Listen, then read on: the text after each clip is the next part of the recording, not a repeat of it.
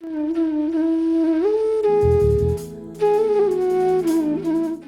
wonder what makes the greats great? What makes the successful successful? What makes the brilliant brilliant? Our Tuesday meetups with the celebrities of pharma industry and science are your one-stop shop to all these answers and more. Join us for Pies of Life, an initiative of the Biopatrika Industry Mentorship Program, where we bring your dream mentors to you.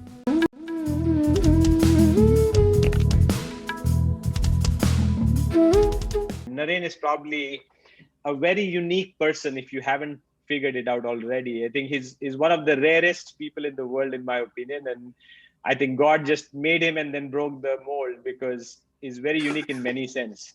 So the story is we were at a friend's house 15 or 16 years ago, and my wife didn't come to that meeting. It was not a meeting, it was like a music kind of discussion, or there was something happening.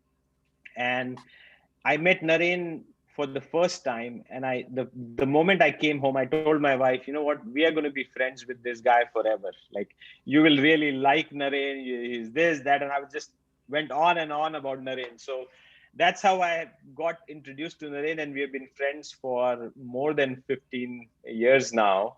It's just hard to believe, but I've really benefited from Naren's wisdom and just learning about life from him, right? I mean, he's a very happy person. He always enjoys life to the fullest.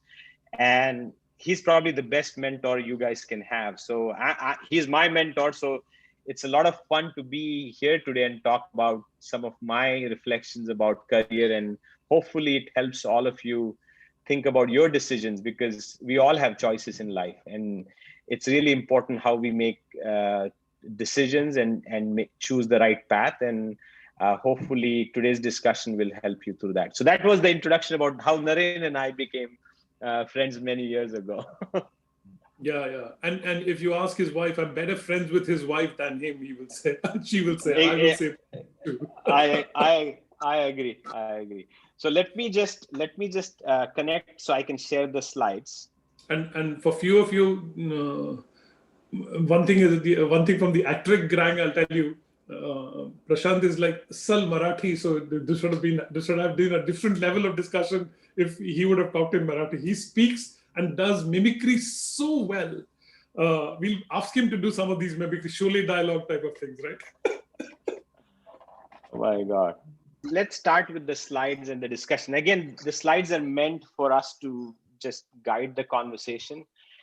So just stop me at any time. So honestly, these are more a reflection. And as you get older, I was telling Naren last night that as you get older, you start thinking more consciously about your decisions. So you guys are probably a lot younger than us, and you don't think about your decisions the way sometimes we think about it. So this is just a journey that I have had, and I deliberately said that some of it was guided by accidents and happenstance, because I didn't think that I would be on the business side, because I'm trained as a scientist and a health economist, and I'm a pharmacist by training from India. I grew up in Nashik.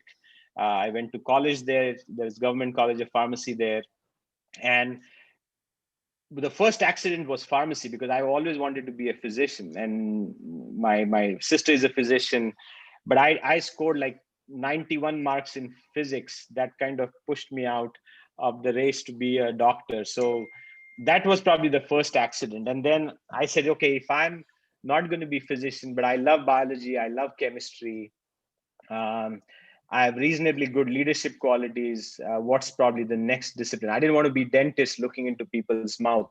So I said, I'll rather be a pharmacist, and then let's see what happens.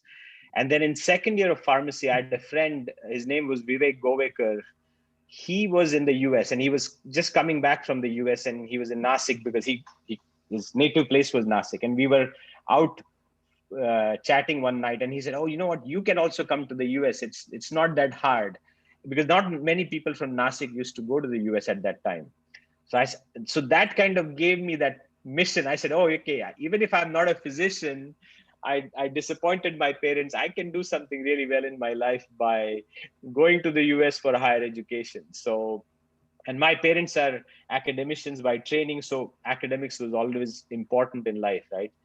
So I came to the US through that accident. And of course, got my PhD at Ohio State in health economics.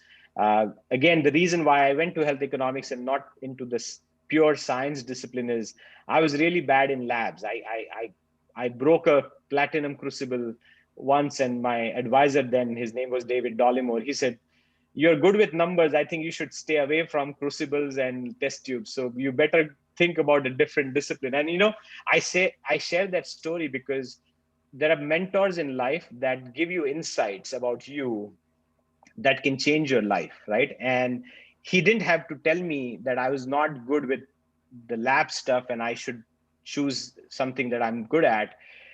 And he also supported me. He didn't say that go figure your own route. He introduced me to somebody at Ohio State. He said, you go and talk to this person, and you might really enjoy health economics more than pure chemistry or organic chemistry. So that's how this other accident happened at Ohio State, that I probably moved into the discipline more closer to the business world than pure science.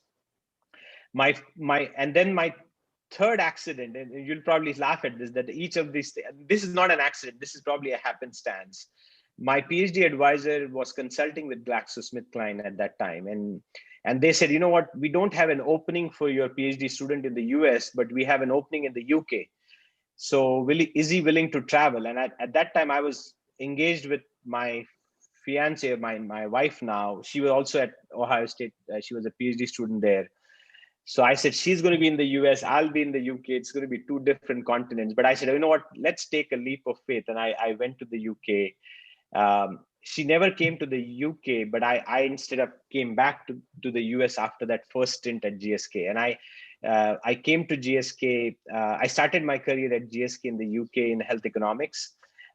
They brought me back to the US in health economics, but then I started learning more about the business world. And I said, I really like the world of business. I think that's probably my calling. And I kind of made a big switch at GSK from health economics, which was in R&D at that time, to commercial strategy, which was on the marketing side.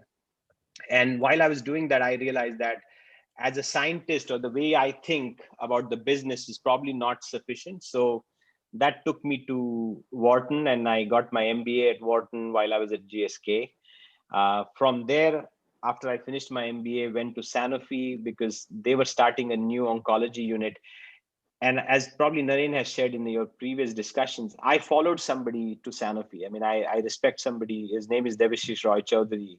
He was head of R&D at Sanofi, and I really enjoyed working for him, with him. And that was the reason why I went to Sanofi.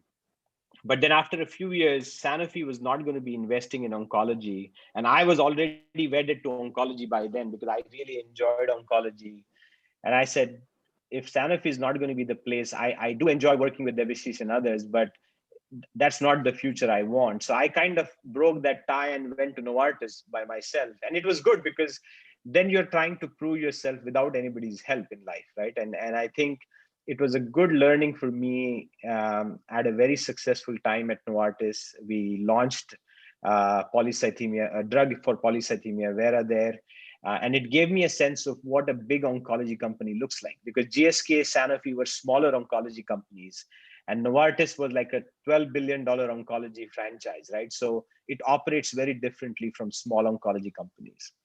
And then the last accident happened, which is where I am right now. And immuno-oncology was not big at that time, but I always was fascinated by it, right? I said, okay, this would be awesome to learn about immuno-oncology.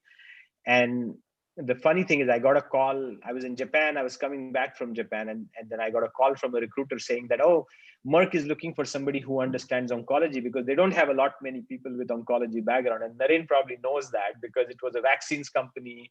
It was a diabetes company. So although I was not very qualified to take up a big job, I luckily stumbled upon it because I just happened to be there at the right time and had the right experience.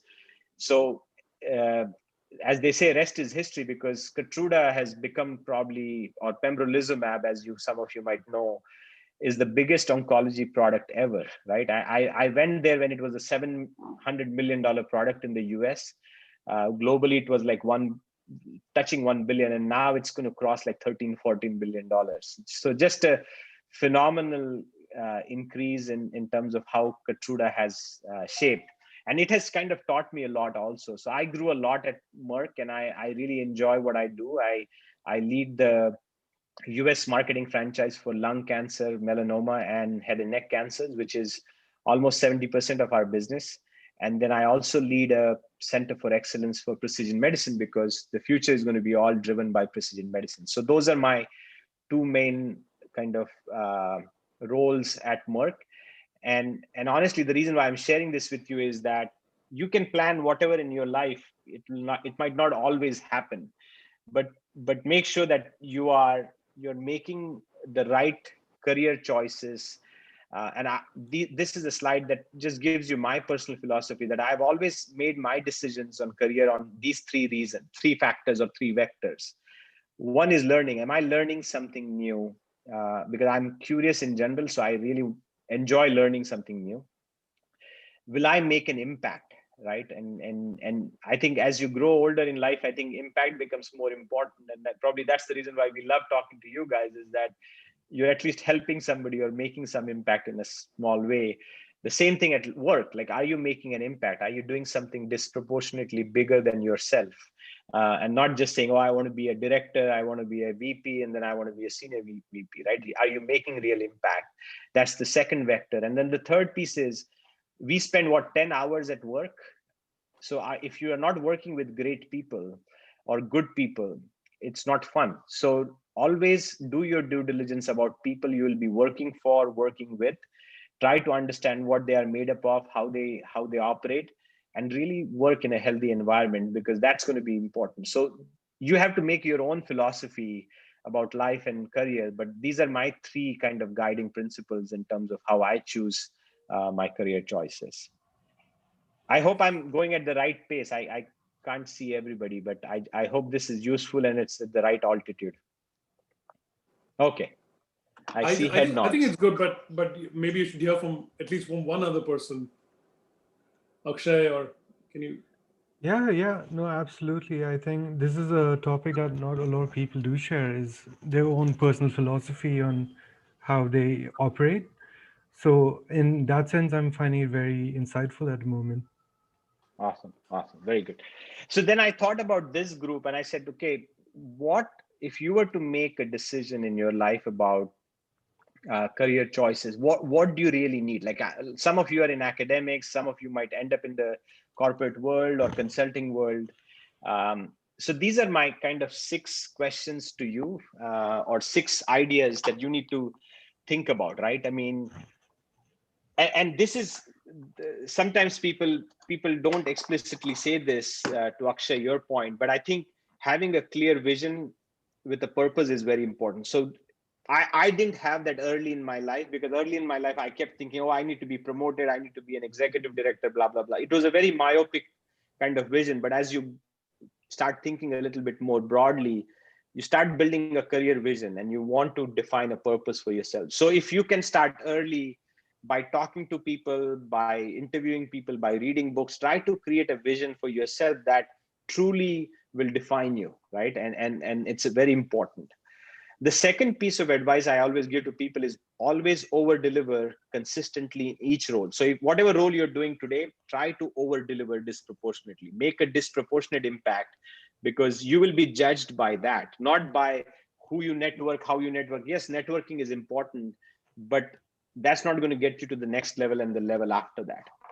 The third piece, and this is more for the pharma folks, if there are any, try to, and even in life it applies, but try to build a very diverse experience set. Like if you're a scientist now, try to run a lab, try to manage something, try to project manage something, like try to get into something that will diversify your experience, because your expertise will be important, but you need to add some breadth. So depth is important, but breadth is also important in life. So have one core expertise and then try to build breadth around it, right? It's very important. And then for people who are already working, I don't know how many of you are working, but try to go to different geographies if you have a chance, right? Try to work in different functions, try to do something science focused, something business development focused, maybe marketing focused. Or if you get a chance to work outside the US, go and work outside the US and maybe come back to India or whatever, right? I mean, whatever works for you. Cultural exposure kind of really adds to the richness of your kind of thinking in life. Then the fourth thing is really wherever you are working, and you guys are already showing that by connecting with Naren and having a network there, like really build a strong internal and external network. So people that you can go to if you have a question in life, in work or in science, whatever it is, really build that, a group of mentors. Find people that love you and they'll support you in life. And then most importantly, if you're a good leader, you'll always have followers in life, right? So you need all three. You just don't need mentors. You need mentors, you need people who love you and support you, which most of us have a lot of them, but we also need followers in life, right? Because at the end of the day, how do you define leadership is by who wants to follow you. And then this is something that I probably didn't do very well. I don't know, Naren, if you did this well in your life, but you have to take care of yourself as you are thinking about your life, because we don't spend time exercising, eating well. Like managing yourself is really important. And you know, observe all great leaders. They are really fit.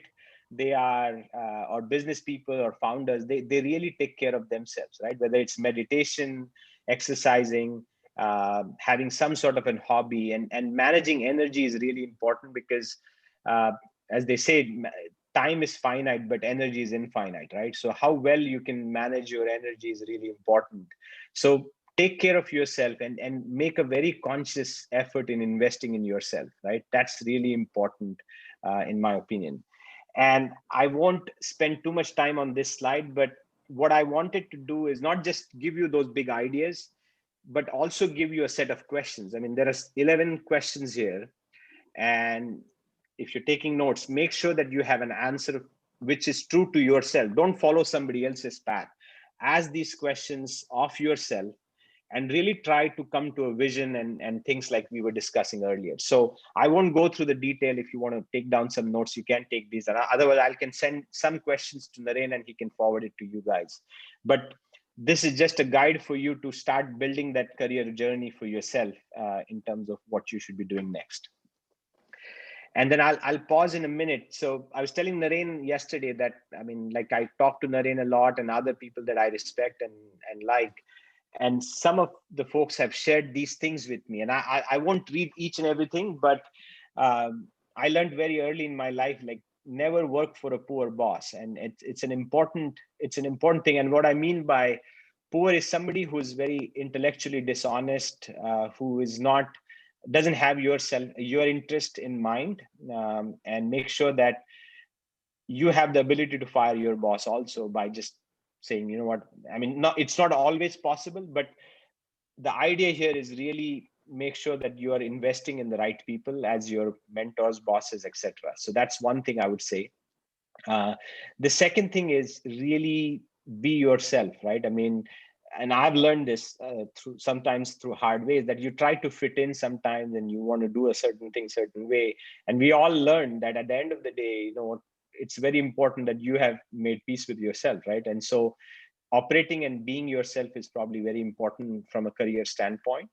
The third thing I would say is contributing to society is really important. And I think more and more I think about it, like at the end of the day, money and financial security and all those things probably come in our life at the right time. But beyond that, I think we all need to have a bigger goal in life. And I think you should all kind of aspire to pursue that. So think about a broader impact than yourself. And then the last thing I would say is listen to people who love you, right? I mean, I think if they are not happy, no matter what career you choose, it's going to be very difficult for you to survive, right? And we sometimes, in the rush of doing things and trying to go into the next level, we forget that having a very strong support system at home in your life is very important, and having those loved ones around you is really important. And no, it's just more important as you take decisions in your life, because you need that support, right? So these are just some random ideas that I wanted to put forward beyond the structured framework I shared with you. so that it might help you think about it slightly differently. So I'll pause here. Naren, I still have a couple more slides, but we can have a discussion and then I can go to those slides. Yeah, please go ahead and, as usual, just ask questions. First of all, thank you so much for giving us your time. Actually, on this slide, I had a question. So when you say do your current job as your last job, do you mean that you should put that much effort into the current job that you have, that it should be what you aspire to be around the time you retire? So it's two things, right? I mean, yes, one is about over delivering, like we talked earlier. But the second thing is, whenever you do your last job, it's all about your legacy, right? What is your legacy? Like, people remember you, like, oh, that's what this person did for us, or this is how he or she changed the way we do things. So always try to think about what legacy will you leave from that job. If you're working in a lab, for instance, you want to be remembered for something. Like, this person really, like, if you went tomorrow, you should not be forgotten, like, oh, that's good riddance, this guy is gone or this gal is gone. I think there needs to be a clear-cut reason as to why people will say, you know what, he or she really changed the way I do things, or he really went above and beyond, or she helped me more than anything, and I'm going to miss that person, right? So it's the legacy piece that's more important on that point, Akshay. But that's what I meant. Okay.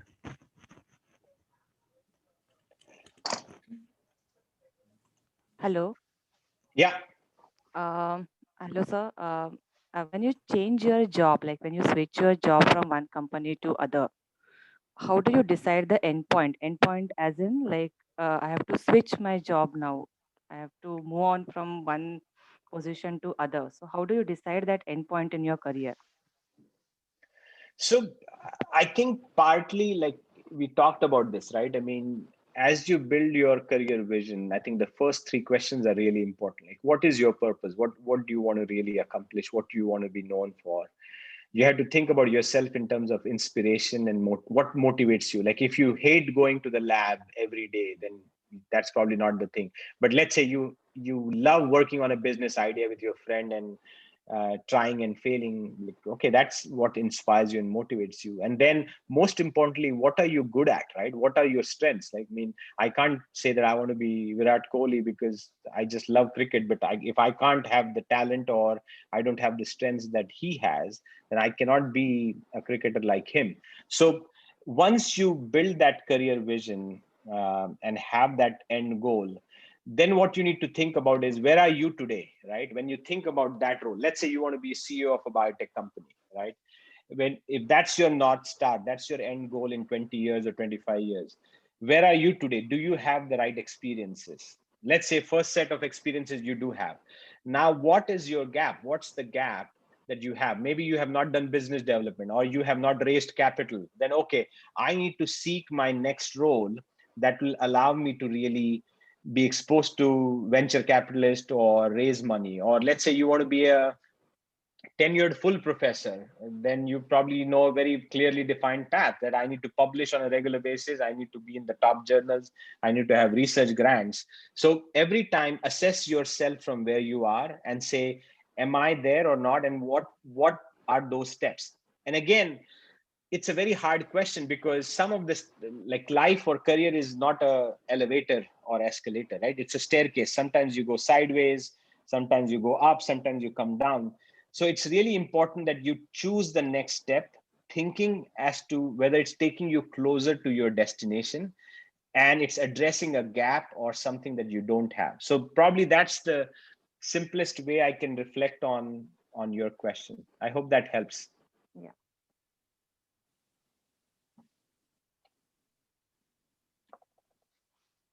So, is it okay to switch to something which you are not like totally dedicated, but you want versatility? As you said, in today's era, it is very important to be versatile in your JD and means in your career, basically. So, how much you support this?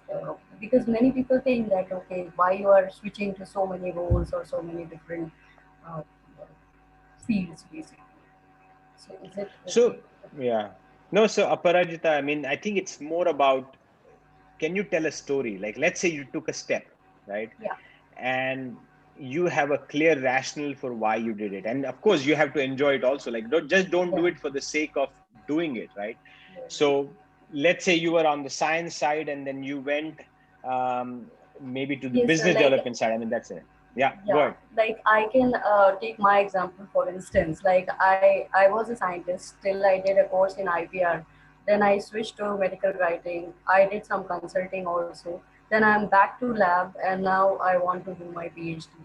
So if people see my different fields and all, they'll be actually confused that what you want to do or something. What is it defined? So So at that time, Parajita, I would really focus on those small decisions, like why you went to medical writing. Or it could be that you wanted a job and you just wanted to be exposed to the real world. You have never done a job and you were always in an academic setting. So what were the underlying reasons? And if you're honest about it and say, you know what, I did that and I realized I don't enjoy it. What I enjoy more is the lab environment and academic progress. That's why I'm back. I think people do have openness to really acknowledge that, yes, you took a detour, and that detour was because you wanted to explore, and you live life once. I mean, if you don't need to have regrets later on. So you explored it and you discovered yourself in that journey, and you said, oh, this is not the path I want to take. So I came back. As long as you can think about that story in that sense and have a very clear explanation and an honest explanation, I think people honor and respect that. And it's okay, because in that, what happens is you might have some accidents that you stumble upon something that you love and you'll probably stick with that. So it's okay to have those few detours, but just a word of caution, don't keep exploring all the time. Like, solidify your vision at some point and say, you know what, this is what will make me happy if I do that.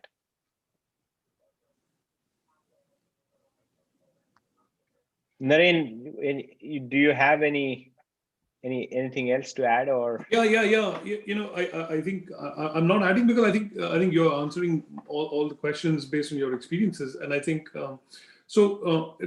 I mean, I the thing is, I can call you anytime for many questions that these guys won't get a chance, right? So Yeah. just ask. Sibaram, ask a question. Yes, I had a question on the terminology of company first, team second, and self is last. So, like, how we'll focus on our performances and all these things in the flow if we are following it. So, the way I think about it is, and I learned it the hard way, right? I mean, sometimes you start focusing on yourself first and maybe the team, Yes, then the company yes, last.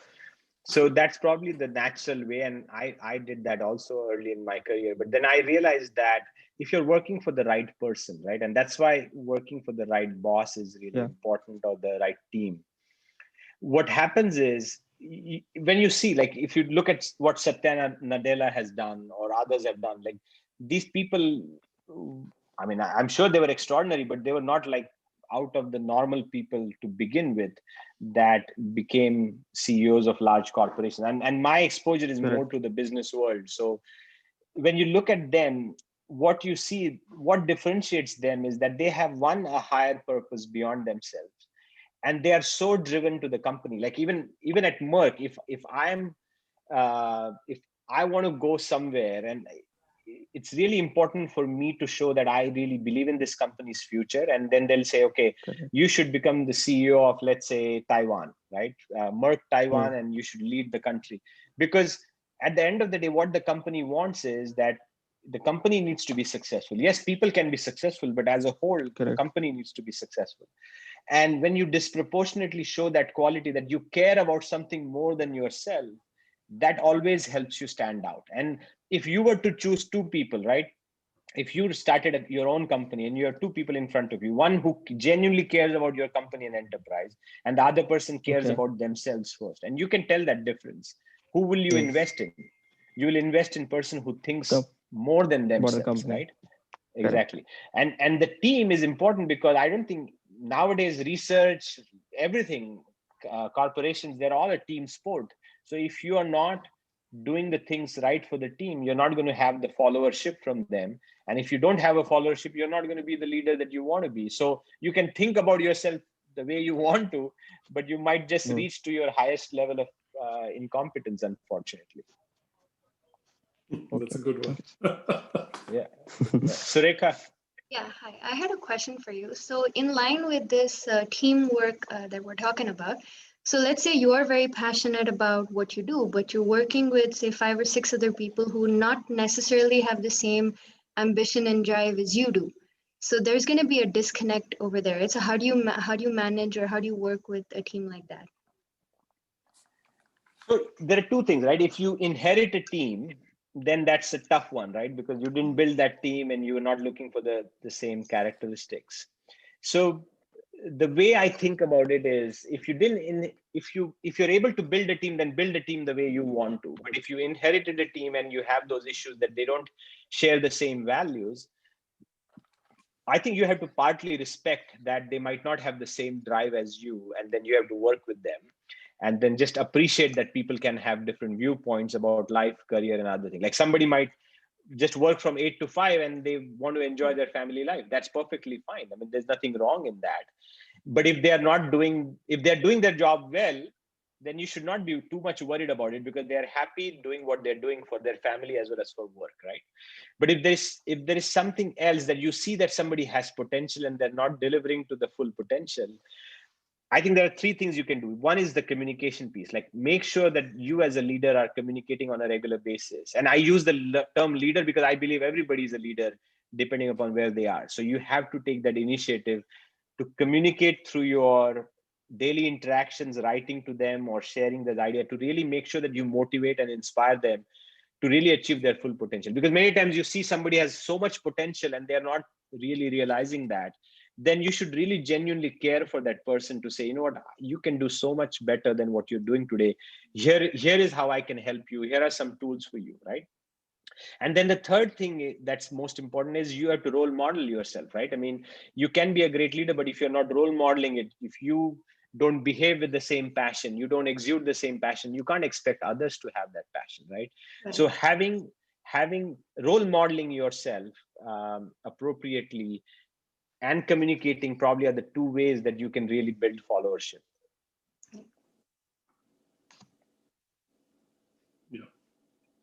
I have one question regarding the first point that you raised, like putting company first, team second, and self last. So when you're categorizing or prioritizing things like that, are you not kind of creating some kind of bias in how you approach different steps? Because if you can carry on with what the work that you are doing without any bias, I think all of them will get satisfied, right? Like the company's goal will not be like misaligned with the team's goals or your personal goals. Like when you say that you never work for a poor boss. So that's what my question is. It's a very good point. I mean, see, you have to be sincere about it, right? You can't just fake it that say, I believe in the company, and you have to sincerely believe in it. But in terms of the bias piece that you raised, it depends on how you communicate that also, right? And how you show it in actions. That Prashant, can I interrupt? Sorry can we unshare so we can see each other? Maybe a little better for the kind of questions that are being asked. Sorry about that. Yeah, please continue. Yeah. No, so I think, Sumit, in terms of you're right. I mean, if you do your job well, because it's going to really help the team and the company, at the end of the day, you're satisfying those decisions. So your point is that you don't need to consciously kind of weigh into it. So I think that's true, but I just do believe that it has to be extremely sincere, right? I mean, if the reason why you're doing your job well is tied to the company, then absolutely. But if you're doing your job well just because it helps you, then yes, the team's goal might be achieved or the company's goal might be achieved, but I don't think there will always be something missing there, right? So you have to fully buy into the vision of like really delivering high value to the company. And then that bias or that, that it comes across very genuine and it's very sincere, that it will have the right impact. Thank you. Yeah. So Prashant, just quickly, if you can unshare the slides so we can see each other better, that might be one. And the other is, Yeah. And the other is, I think just to give you a flavor of who the folks are on the team, they are more in the early, they finished their education, getting into the workforce, or more so wanting to get into the workforce. So that is sort of that transition period. That is, most of folks are in that zone. Okay. Yeah, I mean, so some of the things that I said are probably very broad, honestly, right? I mean, they should help you think about your career goals also in that way. But anyways, any more questions? Let me ask one generic one, which may apply to a lot of folks here. And how does one get their first industry job? Because it's, being in academia, how do you break the mold and then get into industry? But that seems to be a big, sort of inflection point to get in there. Yes. Something really different. I mean, I think the disciplines that you guys have probably is a lot more tougher, right? Because there's a lot of supply and demand kind of imbalance there, because there are probably a lot of biochemists in India that are applying for jobs, and it's really competitive. So it's a very hard question for me, Naren, to answer it appropriately. But I really feel that you have to find the right first step, right? I mean, in terms of like, don't worry about the level of the role and things like that as your first job. Like, if your goal is to get into industry, try to find a company that essentially, even if that job is not fully aligned with your skill set, it at least gets you the foot into the door, right? I mean, if that's the main aspiration immediately. And I've seen many people, like even in the marketing world, where people from sales would come in and they probably are not qualified to the job, but they would take a downward, they'll take a very small role on the team and they'll prove themselves and go from there. So beyond that, Naren, I don't know if I can offer any more wisdom, because I don't know that piece in India in terms of going from a PhD program into the job market. Okay. We can explore that if anybody has further questions. So has there been any point in your career where you have deviated from your main goal? And if so, what have you done to get yourself back on track? So, I think there were probably a couple times, right? I mean, the Novartis role that I took, I didn't need to take that role. I mean, I'd been in global strategy for a long time. And just so that you have the context, like in the business world, handling a P&L, handling profit and loss, or handling a business is very important. And most of the business happens at a local level, right? So if you're in the US market or the India market, that's where the business happens. So global strategy is a lot more higher order, and it doesn't impact sales or revenue directly. So what's important in my world is to really have that P&L experience. So I think the mistake was I stayed too long in the strategy field because it was intellectually satisfying. I really enjoyed strategy. And I probably spent 8-9 years in strategy. I should have probably switched early in my life to say, if my goal is to become a CEO of a biotech company or a CEO of a company in general, I need to get to the P&L role very quickly. And I need to handle a business a lot more quickly. So the Merck role was in the US market, and it came fairly late. I could have done that 3-4 years ago, right? So that was probably the thing. So the key is really making sure that you know what gap you have, and are you able to now go back and make yourself relevant. And I could have done a VP role, but I said, okay, I still need to get this experience. So let me take it at an AVP or an executive director level. So I didn't worry too much about the title at that point. And I said, even though I'm very senior on the strategy side, I just need this role. And it worked out. So it's one about knowing the gap. And second, you have to make some sacrifices to really get back on track. I had a question. What according to you was a turning point in your career? Oh, wow. I think US was a big change in my life, right? I mean, I think, I don't know how many of you have been exposed to the educational environment in the US. I think the decision to come to the US was probably a big change, because if I would have been in India, I would have just followed a very traditional path, like do a master's, then a PhD in the technical side. Even if I hated that, I don't think I would have gotten somebody to say, you should not do science, you should do something else. So to me, coming to a country where you do have people who think about your qualifications in a very broad way, like they don't want to pigeonhole you in one particular thing. I think that personally for me was the biggest change, because then that opened doors for me to go into the business dimension and much broader. Because in India, at least when I left India probably has changed much now. You guys are much closer to it. But when I was in India, there were very fairly defined paths of career paths of success, right? And I think India is changing a lot, at least when I see it from the outside. We probably are becoming a lot more broader, where scientists are becoming entrepreneurs and entrepreneurs are like driving other things. So I think it was not the same when I was there. So I think that was probably the main pivot for me. The main message from me to you guys was, and Naren and I talked about this, these are the main messages for you. And I talked to Naren about getting better yesterday. And my dad always says that you should continuously refine yourself. He uses the word continuous refinement. And I think being better from what you are yesterday or today is very important to me. And I try to do that consciously. And that's the main thing. Don't stop learning.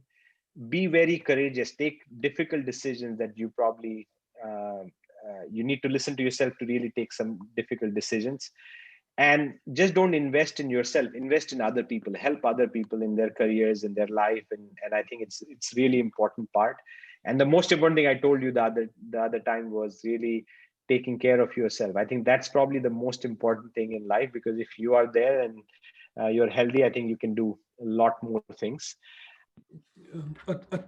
A teacher that influenced you, which teacher?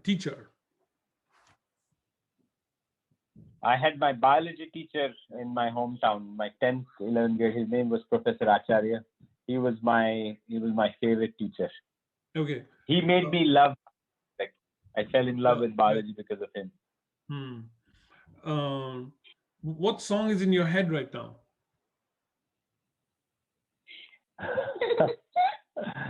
Eli is laughing here. Oh my God. Naren, you know that song, right? Chalte Chalte. Chalte Chalte. Okay, it's a Hindi song. Okay. The song, like, not say goodbye, basically, or something like that. Favorite actor? Favorite actor? Amitabh Bachchan in Hindi, and then no, not Johnny Depp. Eli is prompting me. Johnny Depp. He loves Johnny Depp. Okay, we'll take Johnny Depp. We'll take Johnny Depp. I like. We should do actress too. Actress, I like Jennifer. What's her last name? Lawrence. Jennifer Lawrence. Okay. What attributes do you look for, maybe two, when you hire? Number one thing is hunger, right? I mean, you can't teach anybody to be hungry. You can teach anybody. I can teach somebody quantitative science, marketing, but I cannot teach anybody hunger. It has to come from within. So I really look for that passion that they have. Are they hungry to really do something in their lives? And the second thing is purpose. What's their purpose? What are they trying to achieve? These are both intangible things. Yeah, my boss really gets mad. Always about intangible rather than tangible. No, that's very good. What surprises you in people? Like,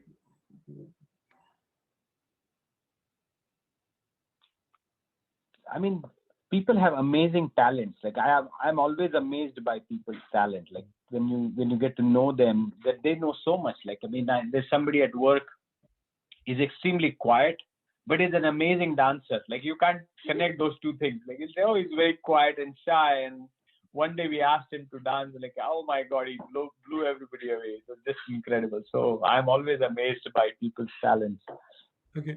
Then next thing, what is one materialistic thing that you own that you can give away? I can give my bike away, Naren, because I'm going to buy another bike. That doesn't count. Anyway, it's okay. And the last question is iPad. iPad. iPad away. No. It's a difficult question actually. You know my thing about letting go, but what is sort of the best advice you've got? I know you've shared a lot of different advices, but one thing that maybe you haven't shared so far. What advice have you got that has stuck to you? And it took me a long time to realize this, but Naren, Debashish, right? And I don't know if he has spoken to this group. Not yet. But he's a drug developer. We're gonna get him. Incredibly wise guy. And he always told me, like long time, he said, never chase money. Like when you're making decisions about jobs, like don't chase money. Like it will always take you in the wrong direction. So, and it took me a long time to realize that there's a lot of value in that advice. Okay, great. That's all I had. I have 7. I know. Thank you, Prashant. I know your schedule is crazy. I see how busy you are during the day now that I have stayed with you for 4-5 days, and I think. Thank you so much. I'll connect you to these folks, and I'm sure they'll connect to you. And I just want to thank you, Naren, for the opportunity, and it's lovely to meet all of you, and it's just amazing to see you guys are consciously thinking about your future and have connected with Naren. So good luck with everything, and let's connect on LinkedIn or other places, and let's continue to have the conversation.